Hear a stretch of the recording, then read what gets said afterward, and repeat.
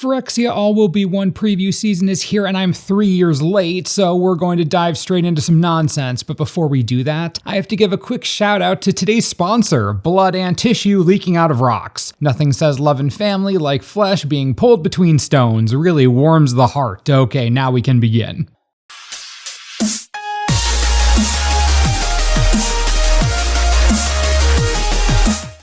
Mondrak, Glory Dominus is 2 of anything and 2 white for a 4/4 legendary creature Phyrexian horror. If one or more tokens would be created under your control, twice that many of those tokens are created instead. You can also pay 1 of anything 2 white Phyrexian mana and sacrifice 2 other artifacts and or creatures to put an indestructible counter on Mondrak. What an absolute beast of a card. Bringing Anointed Procession on a Phyrexian god, there's even survivability built into this thing, but that isn't even the best part. It's a legendary creature, which means you get your Anointed Procession in the command zone whenever you want it. So in case you wanted to build a mono white tokens commander deck that just happened to have access to Anointed Procession forever, you can do that. Even if you don't want Mondrak to lead the army, doesn't mean you can't play it in Akiri and Nadir, or Riss, or Cedric, or even something totally absurd like Merkle. I think you get my point. This card is capital B busted.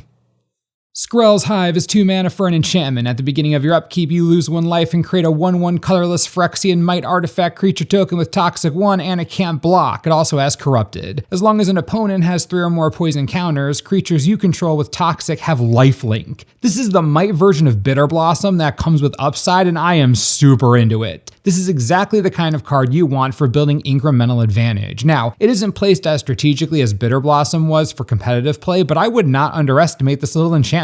Once it's down, 1 life isn't a very high price to pay for what is at worst an annoyance and at best a poison counter win condition. Maybe I'm wrong about this, but I'm going to have a lot of fun figuring out how best to use Might Blossom. Might Overseer is 3 of anything and 1 white for a 4/2 Phyrexian soldier with first strike as long as it's your turn. Creature tokens you control get +1/+0 and have first strike. You can also pay 3 of anything and 1 white Phyrexian mana to create a Phyrexian Might. Okay, so this is where the Hive is going. The Hive, this Overseer from Jumpstart, stick them both in the actual Skrell deck, and go to town making a billion little mites. Yeah, we have to make this happen. This card was leaked, but I didn't see it and it's insane, so we're going to cover it. White Sun's Twilight is X and double white for a sorcery. You gain X life, create X 1/1 colorless Phyrexian Might artifact creature tokens. If X is 5 or more, destroy all other creatures. Okay, alright, okay. Thanks, Elish Norn, absolute boss. What a bomb board wipe. You create a bunch of little 1/1s that will infect your opponent to death, but oh no, what if they have creatures? Or wait a second, no they don't. In the late game, 7 mana is going to give you 5 1/1s with Toxic 1, clear the rest of the entire board, and for some reason you gain 5 life. This is a game ender. Elish so swole. Blade of Shared Souls is 2 of anything and 1 blue for an artifact equipment with an equip cost of 2, and it has the new mechanic for Mirrodin. When it enters the battlefield, create a 2/2 red rebel creature token, then attach this to it. Wait, rebel as in the creature type from Mercadian Masks? The set that I just so happened to just release a video about that you can see by clicking a link in the description or at the end of this video. Wow, what an awesome coincidence. Okay, we don't need to talk about the card. I got my little pitch in there. Woo! Jace, the Perfected Mind, is 2 of anything, 1 blue and 1 Phyrexian blue mana for a 5 loyalty legendary planeswalker. You can +1, and until your next turn, up to 1 target creature gets -3/-0. You can also -2 and target player mills 3 cards. Then if a graveyard has 20 or more cards in it, you draw 3 cards. Otherwise, you draw a card. Wait, what? So you have a game where any single graveyard has 20 cards in it, and you just get Ancestral Recall. That's sick. Finally, you can -X, and target player mills 3 times X cards. Alright, well, this isn't what I was expecting out of a completed Jace, but here we are. First things first, love that they use the Mind Sculptor throwback for the artwork, fantastic. Second, this card is weird. It's so much mill, it's straight up aggressive how much mill there is on this card. If the game has already gone on a while and you can sneak this down and do a cheeky -2 to draw 3 cards, or play it early for 3 mana and 2 life, get a +1 to protect yourself from some early bleeding. I'm having a lot of trouble analyzing this card's value outside of Commander, where it of course has a billion places to hang out like Phoenix, Xander, Davy Jones, Bruvok. Jury is out for me here because I hate underestimating blue planeswalkers, but the dude's just weird and doesn't have nearly enough tentacles.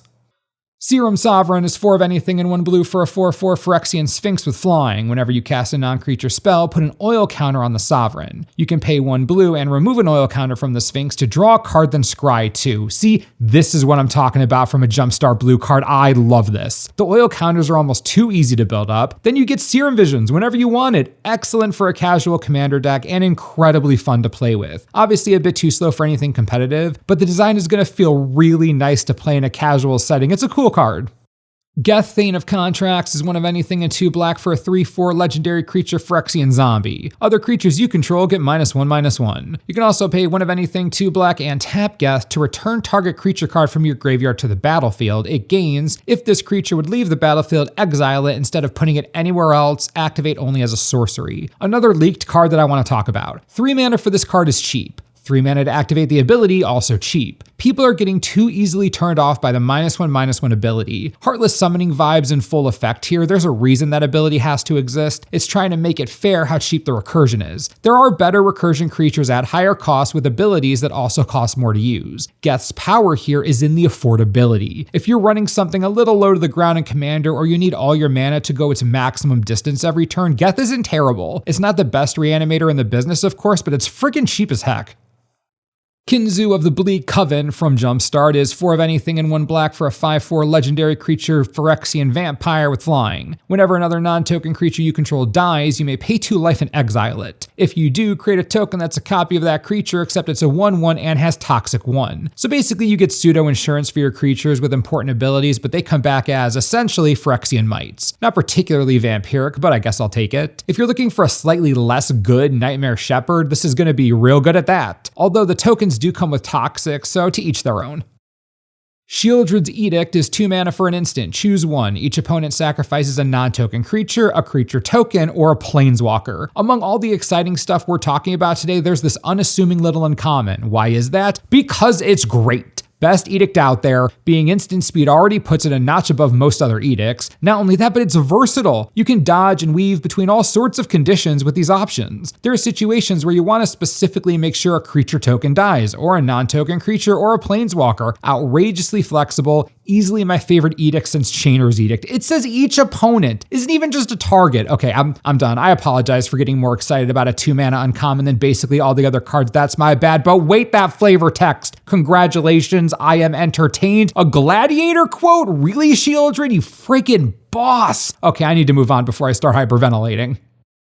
Rook Hexgold Napper, a Jumpstart card, is 2 of anything and 1 red for a 2/2 legendary creature Goblin Rebel with Trample and Haste. Whenever an equipped creature you control other than Rook attacks or dies, you may attach all equipment attached to that creature to Rook. Okay, this is a Voltron backup attacker. In a Voltron strategy, you're basically Katamari Damacy, picking up every equipment ever created, and when that creature dies, having Rook there to absorb all of those equip costs could end up saving you a turn or two. It's a neat little card. Urabrask Forge is 2 of anything and 1 red for an artifact. At the beginning of combat on your turn, put an oil counter on the Forge, then create an X1 red Phyrexian horror creature token with Trample and Haste, where X is the number of oil counters on the Forge. Sacrifice the token at the beginning of the next end step. This is going to take a few turns to really get going, but if it survives that long, if you have the time to let the oil seep in, you'll be creating ball lightnings for days. What an absurd payoff against slow decks, creating a real sense of inevitability. A grind or slow strategy sees this hit the battlefield and a clock starts. Coming with Trample and Haste means there's no letting up at all, and the created horror will attack every turn without question. Could be an interesting sideboard card in Standard as a way to create threats turn after turn, eventually pressuring a life total or removal in hand. It's neat.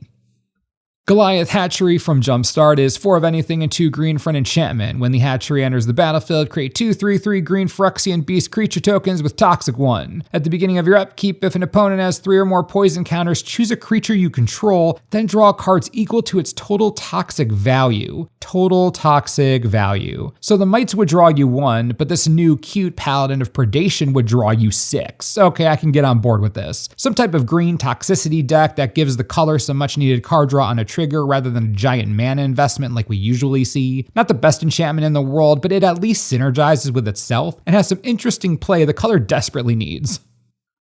I know Melira was leaked, but we're going to talk about her anyways because reasons. Melira the Living Cure is 1 green and 1 white for a 3/3 legendary creature human scout. If you would get 1 or more poison counters, instead you get 1 poison... Okay, I don't care about this at all. We need to talk about the second ability. You can exile Melira to choose another target creature or artifact. When it's put into a graveyard this turn, return that card to the battlefield under its owner's control. Melira is going to sacrifice herself to save someone, and I am not emotionally prepared for this. Melira, you don't have to be so dang heroic. Just stop being so perfect. Bible thump. I'm not sure my little heart can take any more today. There's a ton coming up and a lot to cover, and I need to pace myself or I'm going to just pass out from all this oil. I mean excitement. Yes, excitement. Hope you enjoy the return to spoiler coverage, and if you did, be sure to hit the like button and tune in tomorrow for more Phyrexian completion. Go Phyrexia, yes, Rebels. Go Rebels. Woo.